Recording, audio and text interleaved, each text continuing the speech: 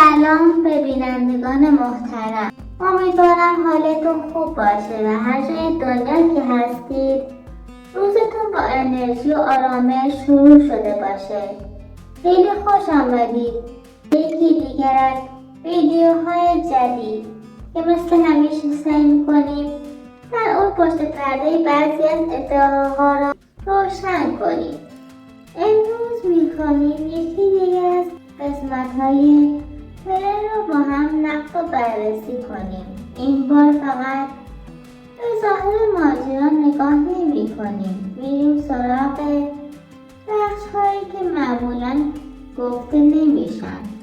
من چند قسمت مهم از صحبت‌های ویدیو را ترجمه کردم تا دقیق‌تر ببینیم واقعاً چه گفته شده و پشت این حرفا به چه نیتی وجود دارد. در طول ویدیو قدم به قدم این صحبت‌ها را کنار هم می‌گذاریم.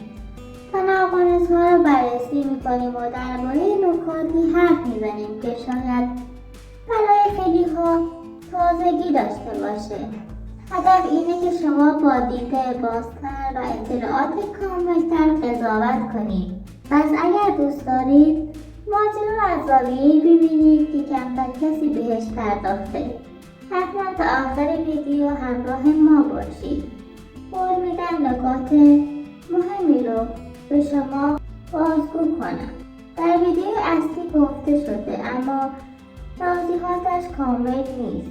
اینجا همه چیز بدون سانسور، بدون تعارف بررسی میشه. بریم سراغ ادامه ویدیو.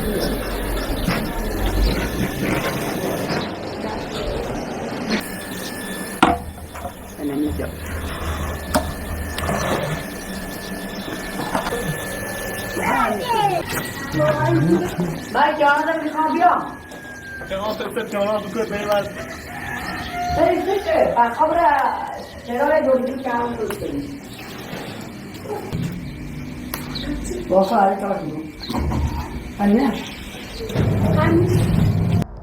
همانطور که در ادامه ویدیو میبینید فاطمه میگه قند نداریم و مدام مهدی رو میفرسته برای خرید.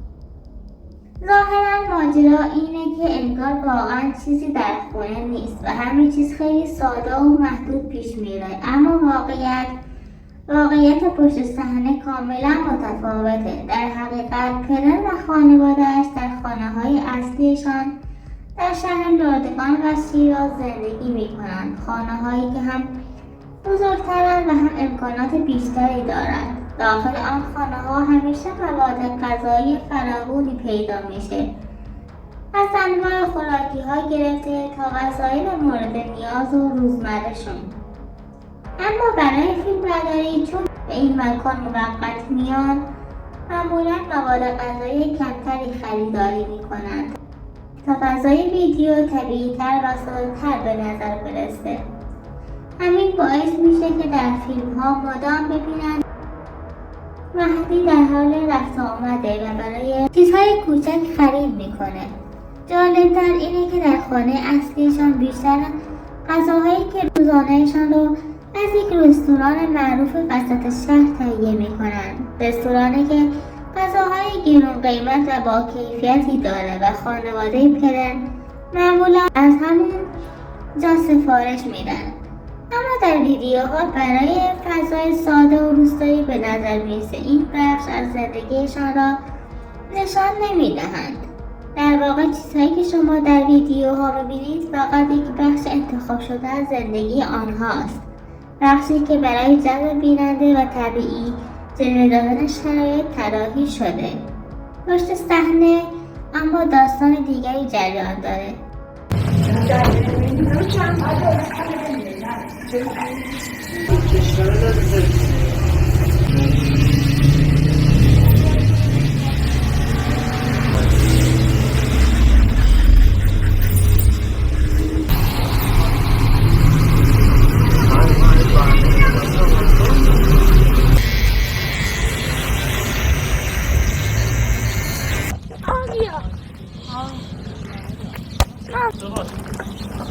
Sıkın şu hostete sarramı sıkın.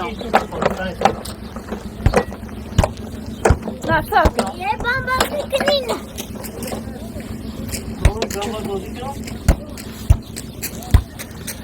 اینو بوزویه و میگو اصلا سارا که برداشت دول تا زیرو حالا رو باید بسیار بوزوی چردی از روزی که اولیس تا زیرو دخیلی ما نخدی یا بونه هنجر یا بونه هنجر یا اصلا مساره همه سکنو سارا که قطع شو دیگه چی خواهم؟ چرخی خواهم چرخی سازه پیش که خندی بازی رو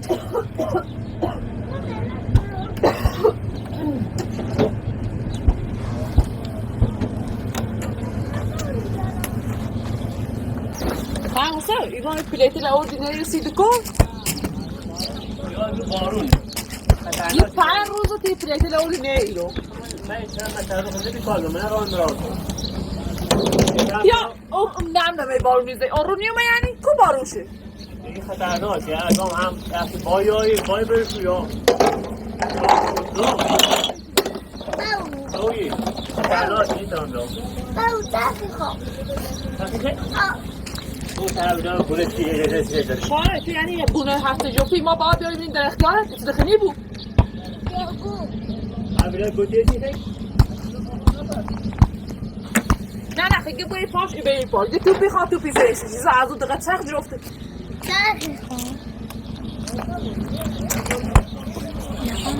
دوباره میبینید که آریا وانمود میکند از خرید این زمین ناراضی است و مدام چهره ناراحت و عصبی به خودش میگیره، اما واقعیت پشت صحنه چیز دیگری است. خود آریا اولین کسی بود که پیشنهاد داد در همین مکان یک زمین بخرند تا بتوانند فضای جدیدی برای فیلمبرداری داشته باشند. این ناراحتی و دلخوری در ویدیو رو میبینید، فقط یک نقش است، بخشی از سناریویی که برای جذاب‌تر شدن محتوا طراحی شده است. خانواده پرن هر روز صبح به این مکان موقت می آیند تا روند ساخت و ساز را ادامه دهند و صحنه‌های مورد نیازشان را ضبط کنند، اما زندگی اصلیشان در همین جا نیست. بعد از پایان فیلمبرداری با ماشین خودشان به خانه‌های اصلیشان برمیگردند، خانه‌هایی که در شهر لردگان و شیراز قرار دارند و امکانات کامل و راحتی دارند.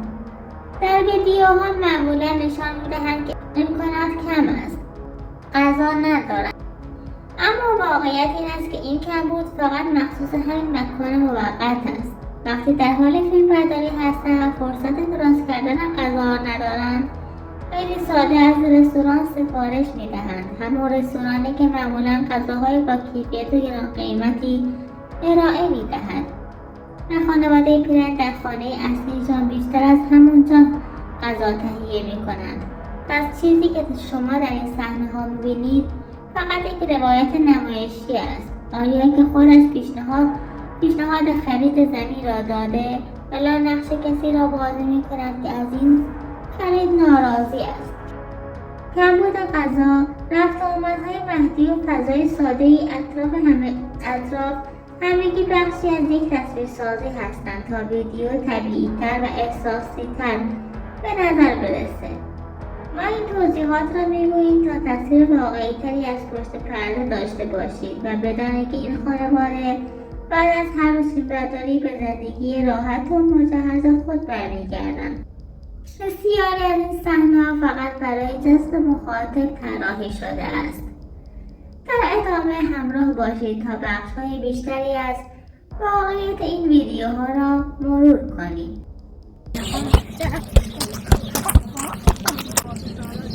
خب فیلمریم فیلمش الان این راست کنیم الان دقیقی داری تحت میخوام بذات که بازی کنی یه تو جا زنده ای تو واسه که نازی ایمان اوردی بینی چهار خطا با خیال راحت تو بازی کنی خوشی نیستر نهینی کنی با پلیتیل اورد ناری رو زنی پیابزا بیا پلیتیل کو باروش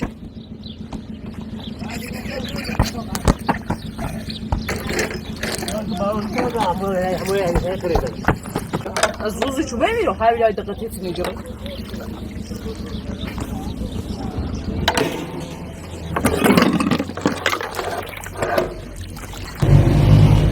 باقی خوبه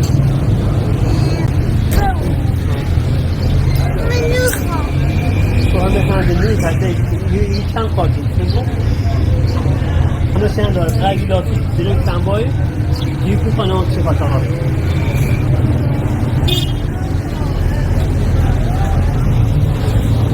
Oh, il hanno il che si dice. Anche qui رفتی فری؟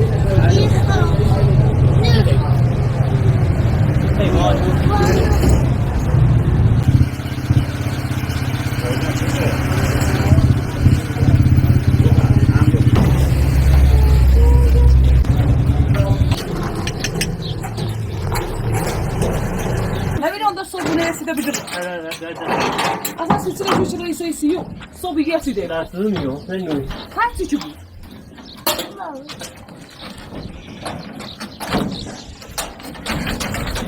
اون که کوی سال نجا پیسی؟ آخرش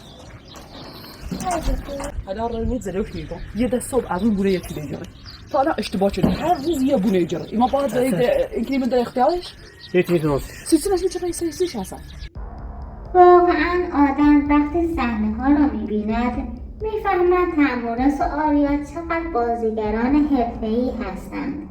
هر بار یک سناریوی تازه میسازند و آنقدر طبیعی اجرا میکنند که بیننده باور میکند همه چیز واقعی است. مثل همین ماجرای دوچرخه. این دوچرخه که در ویدیو میبینید در واقع مال خود شایان است. تمورس قبلا برایش یک دوچرخه خریده بود اما چند وقت پیش دوچرخه شایان آسیب دید و لاستیکش خراب شد. لازم بود تعمیر شود. برای همین تمورس دوچرخه را برداشت و به تعمیرگاه برد. اما برای اینکه داستان جذاب‌تر شود تصمیم گرفتن یک سناریوی جدید بسازند. در ویدیو طوری وانمود کردند که انگار قرار است برای خرید یک دوچرخه تازه به شهر بروند. بیننده فکر می‌کند همه چیز واقعی است و شایان قرار است دوچرخه جدید بگیرد اما حقیقت این است که آنها به شهر رفتند تا دوچرخه تعمیر شده شایان را تحویل بگیرند. اینجاست که هنر بازیگری آریا و تمورس مثل خودشان زبان زد است و هنر خودشان را نشان می‌دهند. با چند جمله، چند نگاه و کمی هیجان یک اتفاق ساده را تبدیل می‌کنند به یک داستان جذاب و دیدنی. همین توانایی است که باعث میشه ویدیوهایشان همیشه پرطرفدار بشه و مخاطب بیشتری جذب بشه.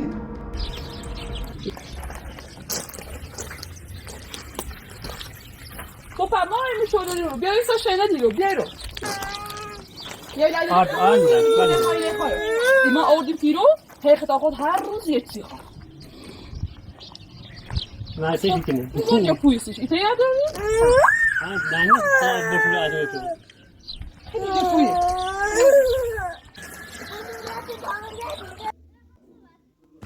بینندگان محترم، ممنونم که تا اینجا همراه ما بودید. قبل از خداحافظی یک نکته مهم را باید بگویم. خانواده‌ای که ما هر روز در ویدیوها می‌بینیم فقط همان چیزی نیستند که جلوی دوربین نشان می‌دهند. آنها رازهای بزرگتری دارند، چیزهایی که حتی هم از آنها بیخبریم. هر بار یک رفتار تازه، یک داستان جدید و یک نقش متفاوت باعث میشه همین یک قدم جلوتر از مخاطب باشند. واقعیت این است که این خانواده برای بازدید بیشتر این نقش‌ها را بازی میکنند. هر روز یک نقش تازه اجرا میکنند. یک روز دعوا، یک روز آشتی، یک روز خرید، یک روز ناراحتی. همه چیز حساب شده و دقیق است. هدف طراحی می شود تا شما را تا آخر ویدیو نگه می دارند. این بازیگری و سناریو سازی مداوم بخشی از دنیایی است که آنها ساخته‌اند.